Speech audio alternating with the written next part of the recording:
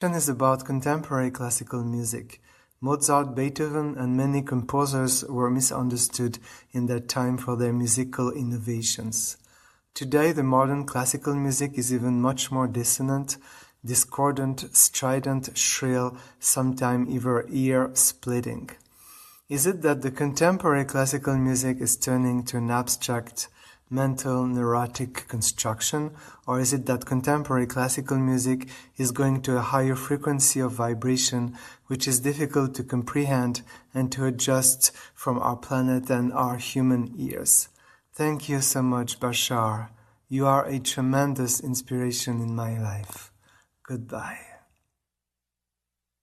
The question you are asking, the answer to that is both. There are things that are representative of realities that are splitting off, that are more disharmonious and discordant, and there are realities where higher frequencies are creating more harmony and representative of an upliftment of energy and vibrational states. Now, that doesn't mean that discordant music now and then can't be applied for positive purposes. So it may not completely be eliminated, even from the reality where things are becoming more harmonious and integrated.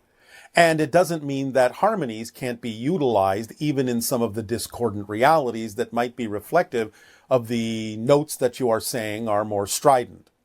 So you have to kind of take it on a case-by-case basis, but in the overall sense, yes, you may find that certain realities and individuals that might be experiencing more disharmony and discord within themselves might relate more easily to the idea of the discordant music, but it might be capable of being utilized as a guiding light and a reminder, or a guiding sound if you wish, and a reminder of the discord that may exist within themselves if they choose to use it that way. But the basic and simple answer is both are true. Are you there? Hi, sorry, Bashar, I am here. All right, good day, good day. Good day, Ha'a too, and thank you very much for this opportunity. Thank you for the interaction. Please proceed. Thank you. Thank you for the technique, the meditation you gave at the beginning there. Well, I haven't given the meditation yet. Indeed, I've only yeah. told you the components of it. But yes, Of course. you're welcome. So one of my questions is, I find it challenging to actually act on my passion, to live my passion. Which is what? I find it sometimes challenging to know. Excuse me? You say to act on your passion, which is what? Can you be specific? Well, in any given circumstance, and more generally in terms of things like creative pursuits or... Oh, all right. But it's actually quite nonsensical, and I actually don't believe you can't do it, because you're doing it right now. We assume that you're having this conversation because this particular action contained some degree of excitement for you more than any other option at this moment. Am I correct? Absolutely. So you can do it, and you are doing it.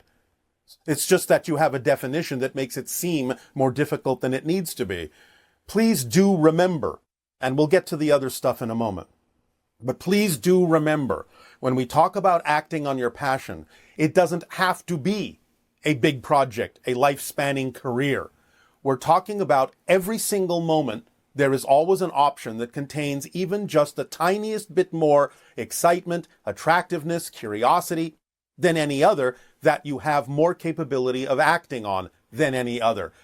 So you may find that sometimes talking to a friend or reading a book or eating a meal or watching a film, any of the typical daily things that contains even just the tiniest bit more attractiveness or excitement is the one to do first. That's what we mean fundamentally by always act on your passion. And if you start on that level, on an everyday level, it can build up. It might snowball into bigger and bigger and bigger opportunities being presented to you that you can also act on, that might also be representative of your passion. But you don't have to make a bigger deal out of it than it needs to be at the beginning. So there doesn't need to be confusion, because it's just about choosing what seems more exciting than anything else and act on it to the best you can until you can act on it no further. That's all it means. Does that help start to clarify the concept? I appreciate that, and it's something that I've been aware of, and I do get into a space where I ask myself, okay, what's the next most exciting thing? All right, but I assume we're having this conversation because there are times when you choose to get out of that space. Why would that be? There's times when I don't ask myself that question. Why not? I think when I do ask myself that question, sometimes the answer doesn't become apparent. I'm not sure which is the most exciting option. And I feel like I can overthink it perhaps. And yes, many people on your planet do that, overthink it, overcomplicate it. Remember that if things seem equal in excitement or equal in your ability to act on them, you might as well then just flip a coin. And what I just said to the last person can apply to you. It doesn't then matter if all things appear equal, which one you take first. You might as well flip a coin. A, I'll go this way. B, I'll choose that. Because if that's not your path of least resistance, synchronicity will turn you around to the other path that is.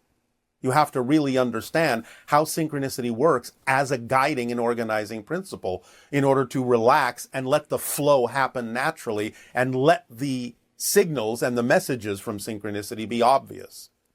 But if you overthink it, you're only going to confuse yourself and you're going to blind yourself to what synchronicity is attempting to do to make it clearer as to which way to go and what to act on at any given moment. Is that helping? That's helpful. Yes, thank you. Is there a but at the end of that sentence? Well, I mean, because excitement, as you've spoken about, can be an emotion. Many different emotions can be passion, can be love, can be a sense of calmness. Yes. So if we have different options which contain the different emotions, yes, sometimes for me that can be hard to navigate. I just explained that. I'll explain it again more clearly if you wish. You don't always, when you find something that seems more exciting than anything else, or things that seem equally exciting in different ways, you don't always have the same ability to act on them. That's another way to tell which one to act on first. But as I just said, if you do discover that 2 things or 3 things seem equally exciting, equally attractive, and you have the ability equally to act on any of them, then it doesn't matter which one you choose first, because if it's not the one that serves you best, synchronicity will create situations that turn you around to the one that is. So what difference does it make if you can't tell the difference, since synchronicity will actually be your compass needle to guide you? So why worry about it? It was more a case of if something feels sort of nurturing to me, and maybe another option feels more exciting in a different way. Yes. Then what's the difference? As long as you're clear as to why you feel the way you do based on your belief system, because we understand, I'm not saying this is the case with you, but just to explain, you say, well, one feels nurturing and one feels exciting. Either of those are fine, aren't they? Yes, no? Yeah, that's true. So what difference does it make? As long as you're clear that the idea you're now describing as nurturing isn't an avoidance. Do you understand? Because sometimes people will create the idea of, oh, well, this feels more nurturing, but what they're really doing is saying, I'm too scared to go the other way, so I'll choose the one that sort of feels safe to me. That's why you have to be very clear about what you believe in order to understand why you feel what you feel in any case, in any situation. So, fine, one choice seems nurturing, which is fine. Another seems more exciting, which is fine. Those can be equal things. But ask yourself, why does this feel nurturing? Why does this feel exciting? And in that investigation, you may find that there's enough of a difference for you to be able to make a choice more clearly. Because you may find that the nurturing is from an avoidance or something else that's a negative belief, and vice versa. So the idea is, when you clear yourself as to why you have the feelings you have, and if it turns out that both truly are from a natural state or expression of your passion, then again, we go back to it doesn't matter which one you choose first. You might as well flip a coin. Does that help? Okay. It does. Yeah, it does help. Thank you. Yes. We're trying to simplify this for you. Yeah, because there's basically an option in my life which, although it's not exciting, it provides a level of support which will mean I can then go on to do more exciting things potentially. All right, but again, be careful, because what you just said sounds like you're saying, well, if I do this, I'll get that. That's not how you act on your excitement. You're making that conditional now in the way you just phrased it. Oh, I'll do this because it's going to get me somewhere else. That's not the reason to act on your excitement, and therefore that may be your first clue that may not be the most exciting thing, because all you're talking about it is as a means to an end, and not the thing in and of itself that's exciting. Remember, excitement has to be acted on for its own sake purely, because that thing is exciting to you. So in other words, you have to be excited about feeling nurtured, not just use the idea of being in a nurtured space to get you somewhere else more exciting. You're making conditions there. Yeah.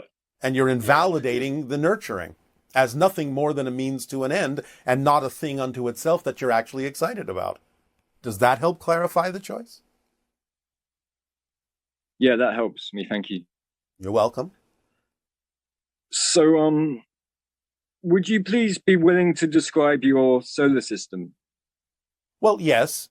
You can find that to some degree also in the documentary that was done.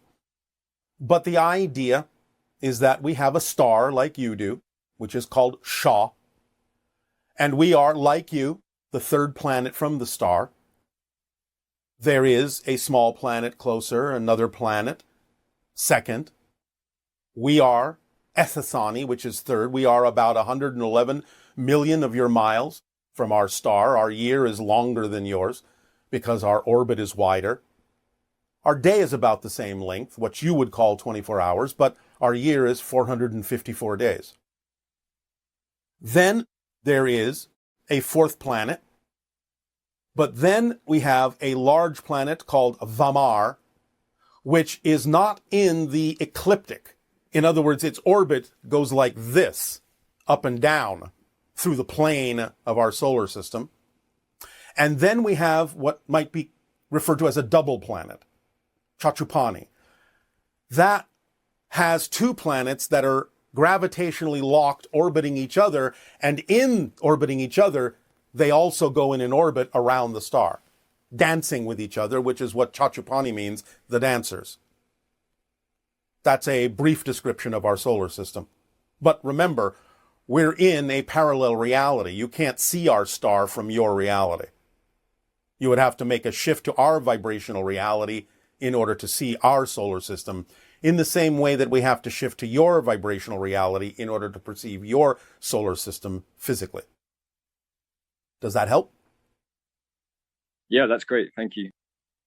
Okay. Thank you very much, Bashar, and much love to you guys. And you as well. Good day. Good day. ENNIARI, N-E-R-E, means puzzle or enigma or conundrum. There are 4 parts to this particular conundrum, specifically designed to rewire your brain by pondering it, to make you more receptive to other dimensional frequencies of information, of interaction, to accelerate the idea of open contact, and to just open you up to more connection to your higher mind and other levels of consciousness within existence. We are going to present 4 ideas, 4 concepts, one after the other, for you to ponder in the order in which we deliver them. Now remember, it's not about necessarily getting an answer. It's more about the idea of simply repeating these 4 concepts in order in your head for about 15 minutes a day. You can do it up to 3 times a day if you wish, but no more than that. You can do it once, you can do it twice, you can do it 3 times. But when you go through the 4 points, the 4 concepts, again, it's not about seeking a solution. It's about simply going through them and letting yourself ponder them, imagine what they represent, visualize them if you wish, that's fine. And as you do this over and over again for 15 minutes each time, by just pondering these things, by imagining, by visualizing them as best as you can, you will start to feel the rewiring of your brain in a certain way that again will make you a more receptive antenna to receive higher dimensional, other dimensional information, frequencies, and interactions. So, let us begin. In this order, ponder these 4 concepts. Number 1, a finite number of finite universes.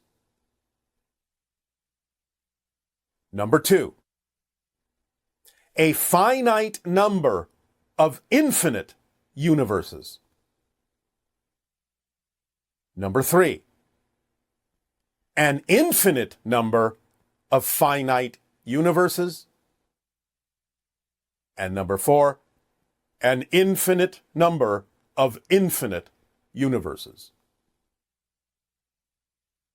Just ponder those 4 concepts, let them come into your mind, visualize them, imagine them, feel them out.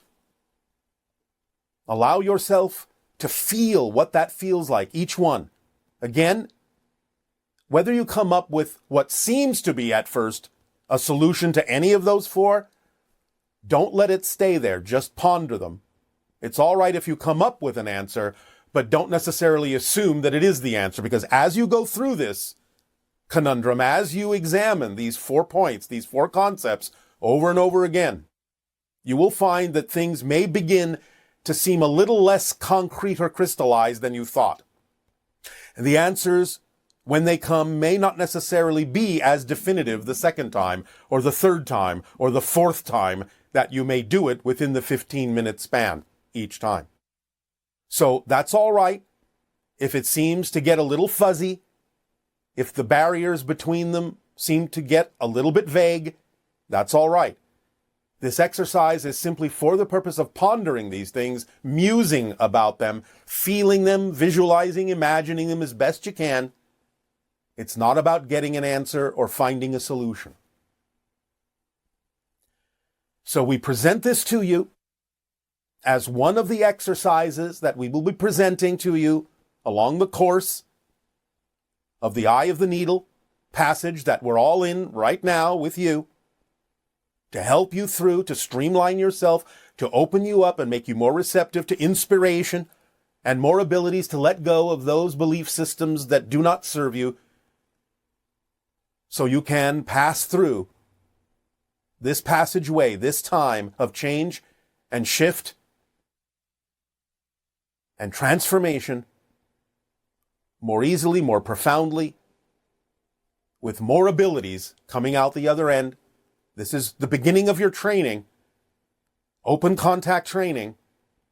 We have started this process with the idea of the images of extraterrestrials that we talked about before, and this is another part of the beginning of your training to open up to be more capable of perceiving other realities, other beings from other dimensions, parallel realities.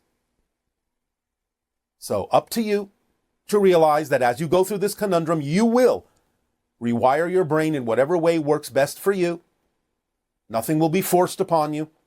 It is in your hands, it is under your control, and the way you go about musing about this, visualizing this, feeling your way through it, the way you ponder this, will be what determines how you rewire yourself to be a more receptive antenna for these higher dimensional energies. So enjoy, have fun with the conundrum. As I said, in the meditation today, we will take you through it for the first time. Doesn't mean you have to do it exactly in the way we take you through it, but it does have to be done in the order in which we have delivered it to you. That will be most effective. We have designed this and used this on our world for hundreds of years. It will have an effect. So just play with it, just relax, just go with the flow.